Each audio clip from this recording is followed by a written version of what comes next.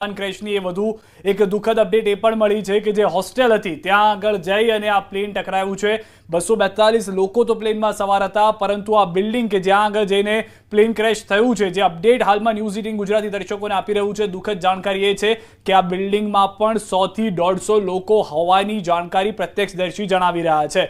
કેમ કે અહીંયા આગળ લોકો જમણ માટે આવ્યા હતા, મેસ હતી, તો બીજે મેડિકલનું આ મેસ કેમ્પસ છે કે જ્યાં આગળ જમવા માટે આવ્યા, કે જ્યાં આગળ આ બિલ્ડિંગ પર જઈ અને ક્રેશ થાય છે। અન્ય વિડીયોઝ પણ આપ જોઈ રહ્યા છો, જે જોવા મળી રહ્યું છે કે જાણે આગ લાગી ગઈ હોય આસપાસના વિસ્તારની અંદર, મોટો એક જાણે બોમ્બ વિસ્ફોટ થયો હોય તેવી ઘટના ઘટી છે। સ્વાભાવિક રીતે 58,000 લીટર પેટ્રોલ ભરેલું હતું આ પ્લેનની અંદર અને એ ટકરાયું છે ટેક ઓફની થોડી મિનિટોની અંદર।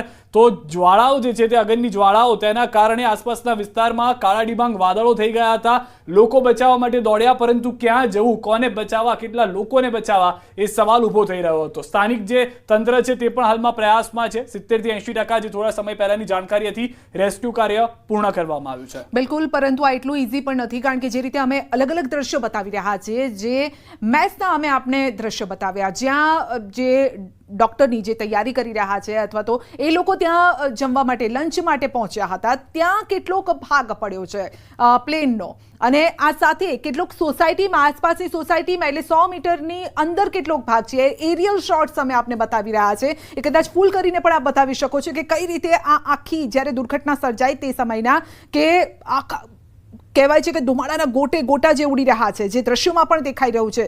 અત્યંત ગંભીર પરિસ્થિતિ હતી, કેટલાક લોકો ઘરમાં હતા, કેટલાક લોકો, જે આપે સાંભળ્યું પણ ખરું કે અત્યારે પ્રત્યક્ષદર્શીઓનું પણ કહેવું હતું કે જોરદાર એવો બ્લાસ્ટનો અવાજ સંભળાયો, ને જે લોકો સૂતા હતા, પોતાની કામગીરી કરી રહ્યા હતા, તેઓ પણ દોડીને બહાર આવી ગયા કે થયું શું, એક્ઝેક્ટલી શું થયું, કોઈ એ સમય સમજી જ નહોતું શક્યું। અને અત્યારે પણ લોકો પોતાના પરિવારજનોની ભાળ મેળવવા માટે ત્યાં પહોંચી રહ્યા છે। પ્લેન દુર્ઘટનાને લઈને આ એક મોટા સમાચાર, જો કે આ સમય પણ આ સ્થિતિ 15 થી 20 ડોક્ટરો કોલેજમાં હતા, પ્રત્યક્ષદર્શીનું કહેવું છે, અને ત્યાંથી બ્લાસ્ટનો અવાજ આવતો હતો, એટલે સિલિન્ડર બ્લાસ્ટના પણ અવાજ આવતા હતા, કારણ કે મેસ હતી એટલે જમવાનું ત્યાં બનતું હોય, અને માટે બ્લાસ્ટના અવાજ પણ આવતા હતા। હવે જે ડોક્ટર હતા તે હયાત છે નથી, એ હજુ આપણી પાસે આંકડો નથી પહોંચ્યો, પરંતુ પ્રત્યક્ષદર્શીઓ કહી રહ્યા છે કે જે રીતે આ પ્લેન ત્યાં પડ્યું હતું એને જોતા લાગતું નથી કે કદાચ ત્યાં હાજર હોય એ લોકો બચી શક્યા હોય। અને અત્યારના જે દ્રશ્યો પણ અંદરના પણ જે બીજે મેડિકલ મેસની અંદરના એ સ્પષ્ટ કરી રહ્યા છે કે જે કાટમાળ જોવા મળી રહ્યો છે, બીજી કોઈ પરિસ્થિતિ ત્યાં આગળ જોવા નથી મળી રહી। આપણે પણ ભગવાનને પ્રાર્થના કરીએ, અને ન્યૂઝ 18 ગુજરાતી એ તમામ પ્રયાસ કરી રહ્યું છે કે કોઈ પણ ખોટી માહિતી ન જાય। 10 થી વધુ રિપોર્ટર્સની ટીમ ઘટના સ્થળ ઉપર છે, અલગ અલગ વિસ્તારમાં અમે રાખી છે, જેનાથી જે પણ અપડેટ્સ મળે તે અમે દર્શકો સુધી પહોંચાડી શકીએ, કારણ કે ન ફક્ત અમદાવાદ કે ગુજરાતના લોકો, દેશભરના લોકો, દુનિયાભરના લોકો જોઈ રહ્યા છે આ સમાચાર। પૂર્વ મુખ્યમંત્રી વિજયભાઈ રૂપાણીને લઈને પણ જાણકારી છે, એ કન્ફર્મેશન મળ્યું છે કે તેઓ આ જ પ્લેનમાં સવાર હતા, અને આ જ પ્લેનથી તેઓ લંડન જઈ રહ્યા હતા, કે તેઓ તેમના પરિવારજનોને મળવાના હતા। તેમના પત્ની અંજલિબેન લંડનમાં છે, તેમને તેડવા આવવાના હતા તેવી પણ જાણકારી છે, પરંતુ કોઈ પણ વ્યક્તિ અત્યારના કોણ હતું, મૃત્યુમાં કોણ જીવે છે, તેનું અત્યારના કહેવું મુશ્કેલ થઈ રહ્યું છે, કારણ કે અનેક લોકોના નથી કહેવું, પણ કહેવું પડી રહ્યું છે કે અનેક લોકોના ચહેરા પણ ઓળખવા મુશ્કેલ થઈ રહ્યા છે।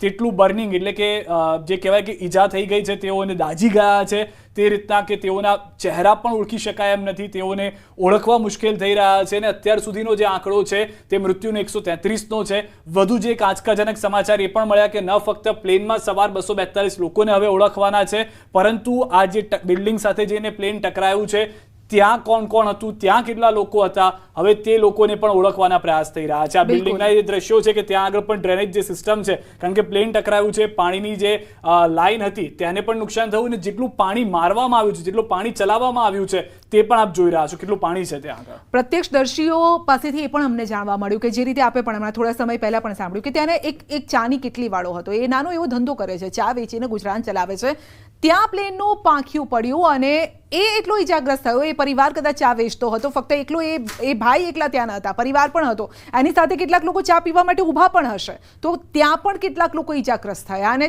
તેમને પણ લઈ જવામાં આવ્યા। હવે હયાત છે નથી એ આપણને ખ્યાલ નથી, પરંતુ અત્યારે આપણે જોઈએ તો હોસ્પિટલમાં મોટી સંખ્યામાં ઈજાગ્રસ્તોને લઈ જવામાં આવ્યા છે, અને સતત અમે આંકડા ઉપર એટલા માટે પણ ભાર મૂકી રહ્યા છે કે અમે એવું કહેવા નથી ઈચ્છી રહ્યા કે આટલા લોકોના અત્યારે હવે હયાત નથી અથવા તો આટલા લોકોની અત્યારે સારવાર ચાલી રહી છે, જે આંકડો પરફેક્ટ આંકડો જે અમારી પાસે આવી રહ્યો છે એ જ અમે આપને પહોંચાડી રહ્યા છે. કારણ કે કેટલાક એવા પણ દ્રશ્યો છે કે ધડ અલગ હોય, માથું અલગ હોય, એ પ્રકારના પણ દ્રશ્યો છે, પરંતુ એ અમે આપને નથી બતાવી રહ્યા. અમારી જે જવાબદારી છે એ સંપૂર્ણપણે અમે નિભાવી રહ્યા છે અને બચાવ કામગીરીમાં પણ કોઈ વિક્ષેપ ન પડે, બચાવ કામગીરી સતત યોગ્ય રીતે થઈ શકે એનું પણ ખાસ ધ્યાન રાખવામાં આવી રહ્યું છે.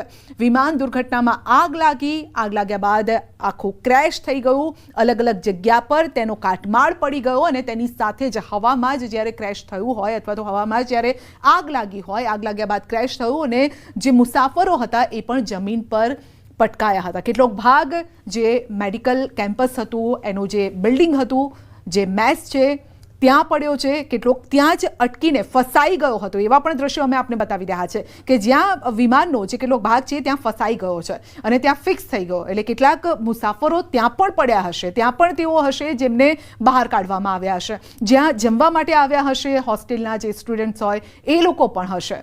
તો આ આંકડો જે રીતે સિદ્ધાર્થ પણ કહી રહ્યો છે, આંકડો વધી શકે છે, એમાં કોઈ બેમત નથી, પરંતુ અમે સચોટ આંકડો જ આપના સુધી પહોંચાડી રહ્યા છે.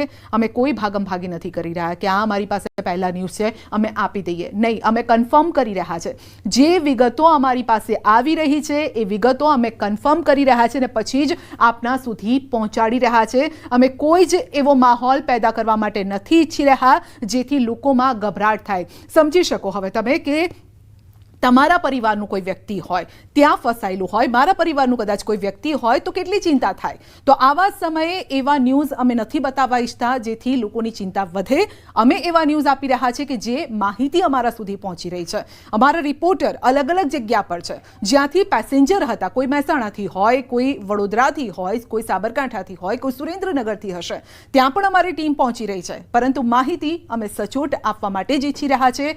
દરેક અપડેટ માટે તમારે જોવાનું છે ન્યૂઝ 18 ગુજરાતી, કારણ કે આપને જોવા મળશે સચોટ અને સાચી માહિતી. અહીંયા બીજા એક દ્રશ્યો એ પણ જોવા મળી રહ્યા છે કે જે બિલ્ડિંગમાં પ્લેન ટકરાયું હતું તેમાં જ પ્લેનનો કેટલોક ભાગ છે તે આગળ જઈને પડેલો છે. આ સૌથી ઉપરના દ્રશ્યો આપ જોશો કે જ્યાં આગળ લોકોની ભીડ છે, આ એ દ્રશ્ય છે. આ પ્લેનનો કેટલોક ભાગ જે છે તે બિલ્ડિંગની છત ઉપર જઈને પણ પડ્યો છે. એટલે કે પ્લેન જે છે તે પહેલી અલગ અલગ શક્યતાઓ હતી, તેમાંની એક શક્યતા એ છે કે પ્લેન જેમાં પહેલા આગ લાગી હોઈ શકે છે, ત્યારબાદ તે પ્લેન ટકરાય અને એક બિલ્ડિંગમાં તેનો અડધો ભાગ પડે છે, કેટલોક જમીન પર નીચે જ પડે છે અને હજી પણ જે ભાગ છે તે અન્ય દ્રશ્યો જે જોવા મળી રહ્યા છે ત્યાં જોવા મળી રહ્યા છે. નવીન અમારી સાથે જોડાઈ ગયા છે બીજે મેડિકલથી. નવીન, અલગ અલગ પ્રયાસ થઈ રહ્યા હતા લોકોને બચાવવાના, અંદરના મેસના પણ દ્રશ્યો આવ્યા છે, કંઈ જ બચ્યું ના હોય તેવી પરિસ્થિતિ છે. હાલમાં વધુ શું જાણકારી, વધુ શું અપડેટ મળી રહી છે?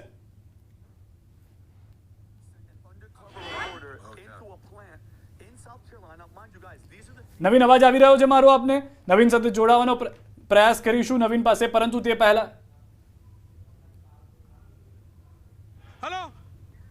જી નવીન અપડેટ.